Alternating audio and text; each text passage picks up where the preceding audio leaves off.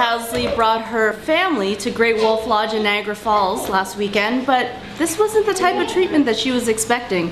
When we went to Great Wolf Lodge, we had an issue where they told me that they weren't sure if people with cerebral palsy could go down the slide.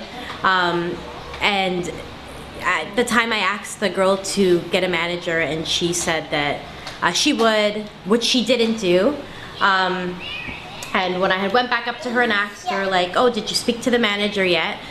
She's like, I can't leave my post, and she just kind of turned her back and walked away. Jaden is diagnosed with level 2 cerebral palsy, which means that he needs to walk with an assisted device. Back to Toronto, I called the number, like the guest services. Guest services, they were apologetic.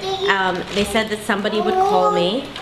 The aquatics manager called me back, and he said that he was sorry for what happened as well, and that his words were, sometimes when you're training people, they slip through the cracks, so maybe she wasn't properly trained on the situation that happened, but he would make sure that she was trained.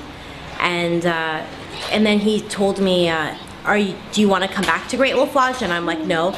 And he goes, well, if you do, he goes, I'll put, like, you know, a 25% discount on your account. And I'm like, this isn't right. Like, I don't want that. I want an apology.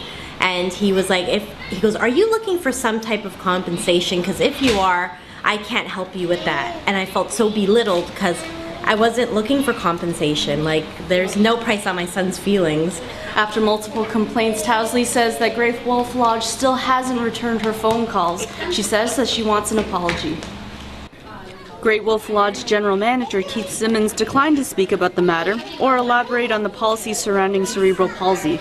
He said that safety for our guests is our #1 concern, and that's all I'll say today. For the Toronto Sun, I'm Jenny Ewan.